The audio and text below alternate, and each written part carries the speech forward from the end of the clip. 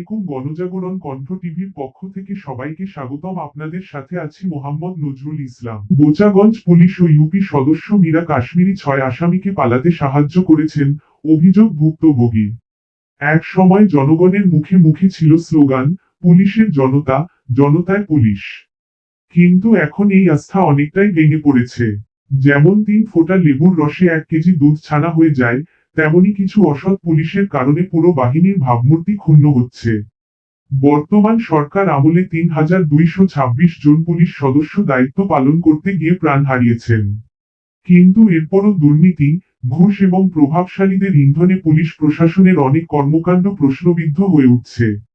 দিনাজপুর জেলার আব্দুল মজিদ খান অভিযোগ করেছেন, তার স্ত্রী আশা আক্তারকে কেন্দ্র করে একটি সংঘবদ্ধ নারী পাচার ও প্রতারণা চক্র তাকে ও তার পরিবারকে ধ্বংস করে দিয়েছে।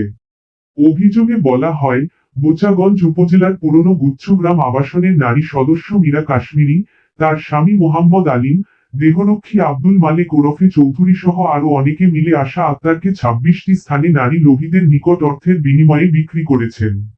শরীয়ত আইনবিরোধীভাবে একাধিক সংসার, অবৈধ সম্পর্ক ও প্রলোভনের মাধ্যমে আশাকে ব্যবহার করে মজিদ খানকে ঘরছাড়া করে তোলা হয়।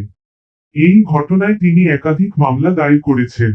বোচাগঞ্জ থানার মামলা নং 4/23, দিনাজপুর আদালতের বিচার ফাইল নং 129/23। গ্রেফতারি পরোয়ানা জারি হয়েছে 3 জনের বিরুদ্ধে। দিনাজপুর কোর্ট সিআর মামলা নং 254/24। গ্রেফতারি পরোয়ানা জারি হয়েছে 2 জনের বিরুদ্ধে। দিনাজপুর কোর্ট সিআর মামলা নং 901/24। গ্রেফতারি পরোয়ানা জারি 3 জনের বিরুদ্ধে। দিনাজপুর কোর্ট সিআর মামলা নং 243/24। গ্রেফতারি পরোয়ানা জারি 3 জনের বিরুদ্ধে। দিনাজপুর নির্বাহী আদালতের এমার মামলা নং 1/25। গ্রেফতারি পরোয়ানা জারি 6 জন আসামির বিরুদ্ধে। দিনাজপুর কোর্ট সিআর মামলা নং 2147/25। মামলাটি বোচাগঞ্জ থানায় তদন্তাধীন। তদন্ত কর্মকর্তা এসআই লিখন কুমার দাস। দিনাজপুর কোতোয়ালি থানার জিডি নং 2195/24। বিষয়, নিখোঁজ ডায়েরি। বোচাগঞ্জ থানার জিডি নং 333/24। বিষয়, নিজ ঘরের নগদ টাকা ও অলংকার চুরি সংক্রান্ত। বোচাগঞ্জ থানায় দায়েরকৃত অভিযোগের তারিখ গত 30 মে ও 2 জুন। ভুক্তভোগী আব্দুল মজিদ খানের অভিযোগ, উক্ত মামলাগুলোর আসামিদের বেশিরভাগ এখন পলাতক এবং তাদের এই পলায়নে বোচাগঞ্জ থানার officer in charge OC Zahid Hasan Sarkar, second officer Wasim, SI Shankar ও এসআই মাহবুব গুরুত্বপূর্ণ ভূমিকা রেখেছেন।